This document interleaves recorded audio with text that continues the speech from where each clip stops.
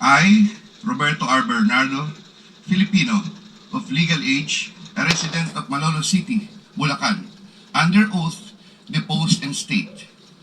In connection with the ongoing Senate Blue Ribbon Committee investigations, I intend to submit this affidavit which provides details of my knowledge about matters within my jurisdiction relating to flood control projects when I was still serving as Undersecretary for Operations of the Department of Public Works and Highways. This affidavit lays out details. Sorry, excuse me. You have your counsel now with you? Yes, sir. Yes, okay, po, on Mr. Chair. record. Okay. This affidavit lays out details of the involvement of legislators as well as other government officials with a commitment on my part to expand these disclosures as my best recollection of facts and records may serve. Since number 3, since the received an invitation to appear in these proceedings, I began collating, vetting, and consolidating all written communications, documents, tables, and matrices and lists in my possession, the retrieval of which has been difficult since I retired from public service last August 2025. With the benefit of more time and greater freedom to access files, I am confident that I can provide even more material and relevant evidence that would clarify the issues once and for all.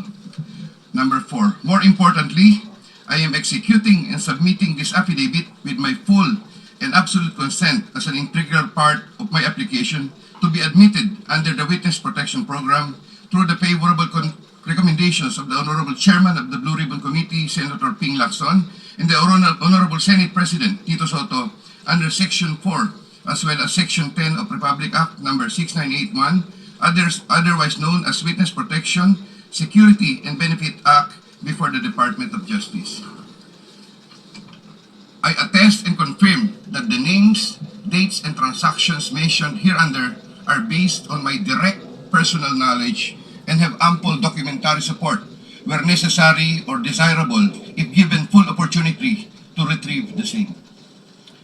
Background facts. I earned my bachelor's degree in Bachelor of Science in Civil Engineering in 1984. I am a registered civil engineer by profession. In the year 1985, I began my 40-year stint in the DPWH as a laborer. I then climbed the ranks through the years as Associate Civil Engineer, Engineer 2, Engineer 3, and as Assistant District Engineer, Assistant Regional Director. I then became Assistant Regional Director CESA 4 sometime in 2012 until my appointment as Assistant Secretary in 2016. I finally became Undersecretary more than a year later and remained such until my retirement on August 2025. I met former District Engineer Henry Alcantara during my assignment in the Laguna 2nd District Engineering Office. Engineer Alcantara, Engineer Bryce Hernandez, Engineer J.P. Mendoza, and Engineer R.J. Jumasig all belong to the Bulacan 1st DEO. 2020-2040 scheme. Sometime after the State of the Nation address of President Ferdinand Bongbong Marcos Jr. in July 2025, and while I was already on sick leave, I heard from Secretary Bunoan for the first time that Engineer Alcantara, Engineer Hernandez, Engineer Mendoza, and Engineer Dumasig were engaged in contracting activities using the licenses of other contractors. Subsequently, Engineer Hernandez confirmed this arrangement through one of the legislative hearings and by other contractors whose license they used. According to Bryce Hernandez, their sharing is 20-20-20-40% from these activities. My understanding is that they had prepared and signed documents for purposes of collecting payments, which they then apportioned the profits amongst themselves. However, I must admit that I have no personal knowledge on the exact actions they took to accomplish this scheme, and I can only be asked general questions on the systems in place that would have allowed this modus operandi to happen. I categorically state that I have neither knowledge nor participation in these business activities, which were entirely done by Engineer Alcantara, Engineer Hernandez, Engineer Mendoza, and Engineer Dumasig on their own. Ghost projects. At about the same time, after the 2025 SONA, I also heard for the first time that aside from the 2020-2040 scheme, were flood control projects, ghost projects, for which Engineer Alcantara, Engineer Hernandez, Engineer Mendoza, and Engineer Dumasig were also responsible. These were confirmed later by Secretary Bunaan during a separate legislative hearings. I called up Engineer Alcantara to ask him about these flood control ghost projects. He denied any participation. Subsequently, he likewise told me that he even convened the officers of Bulacan First DEO to confront them about these ghost projects, and that some officers, it was Engineer Hernandez who was the primary person responsible for the same. In the exact words of Engineer Alcantara, si Bryce po yan. I categorically state that I have neither knowledge nor participation in these flood control ghost projects.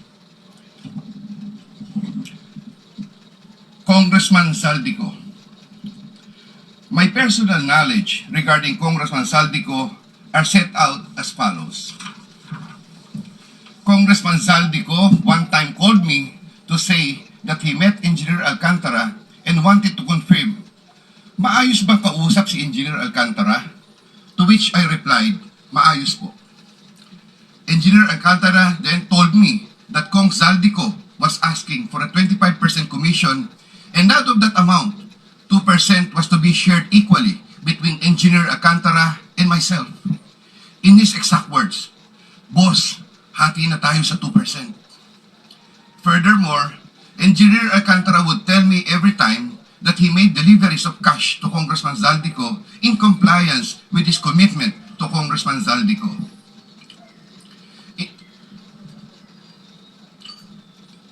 In this affidavit, I shall mention my personal knowledge regarding Senator Chiz Escudero as follows.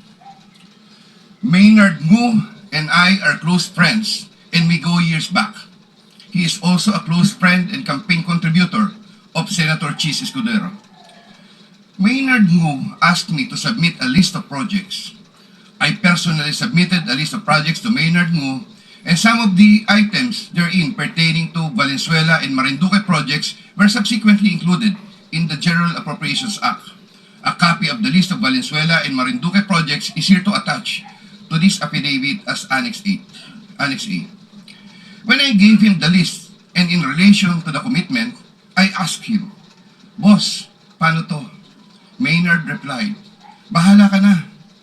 I asked, Boss, okay na ba ang 20%? Maynard said, okay. After inclusion of the projects in Dagaa, I delivered 20% of approximately 800 million or about 160 million to Maynard Ngu, which was meant for Senator Escudero. Finally, I would like to add that deliveries of cash were personally made to me, by me, to Maynard Ngu at his office in Manila. I confirm that Commissioner Lipana requested that he be referred to officers of DPWH Bulacan First DEO.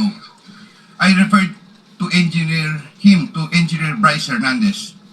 I have no personal knowledge if they were able to secure a project in Bulacan First DEO. Furthermore, and subject to possible referral to an executive session upon the approval of the Honorable Chairman, I attest to the broader systemic issues in DPWH that are widespread. My statements hereunder are based on personal knowledge and direct interactions with the personalities involved with great risk to my safety and that of my family members. I confirm the following. USEC Trigib Olaybar of DepEd. USEC Trigib Olaybar used to work for Senator Ramon Bong Revilla and Senator Sani Angara before his appointment as USEC for the Department of Education. Sometime 2010, I met for the first time USEC Olaybar, who was then working in the office of Senator Bong Revilla. Later, I learned that he transferred to the office of Senator Edgardo Angara and then later to Senator Sani Angara. Sometime 2024, USEC Olaybar personally called me to prepare a list of projects for funding. Thereafter, Engineer Alcantara submitted a list of projects worth 2.85 billion attached as Annex B is a list of those projects. Subsequently, I submitted this list to USEC Olivar. USEC Olivar told me that the commitment is 15%. In his words, boss, 15 yan. Thereafter, the DPWH received a special allotment release order for 2.85 billion for the projects listed in Annex B. Engineer Alcantara from time to time would collect and deliver the agreed 50% commitment to me, which I delivered or caused to be delivered to USEC Olivar in Magallanes, Makati, and other places.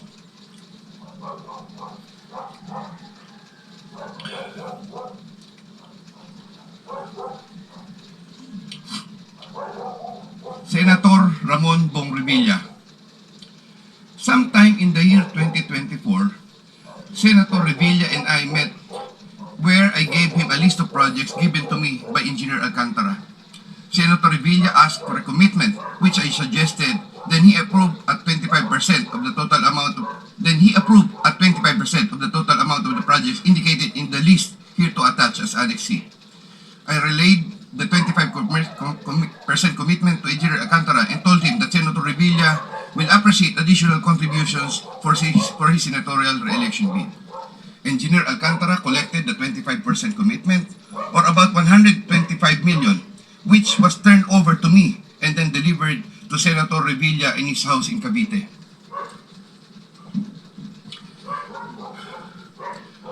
Senator Nancy Binay. Sometime in the year 2024, Carlin Villa, a staff of trusted confidant of Senator Binay, called me and asked for a commitment which was set at 15% of the total amount of the projects indicated in the list here to attach as Annex D. I relayed the 15% commitment to Engineer Alcantara. Engineer Alcantara collected 15% commitment, or about 37 million, which was turned over to me and which I then delivered to Senator Binay at a house in Quezon City.